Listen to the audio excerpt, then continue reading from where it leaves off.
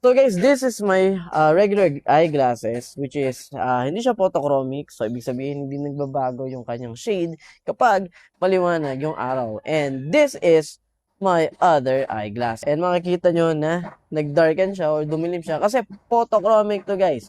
Ito yung ginagamit ko pag lumalabas ako ng bahay lalo na kung mainit and kung magmumotor ako. And meron pa tong grado guys, negative 200 for a price na sobrang baba.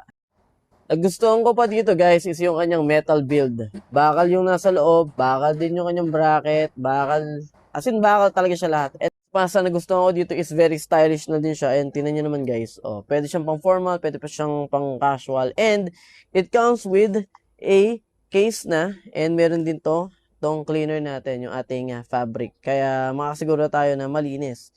Na kung may grado naman kayo, meron naman silang mga ranges, so pwede kayong mag-try or pwede kayong bumili nung ano yung saktong grado ninyo. Guys, so taas nyo. Photochromic siya guys.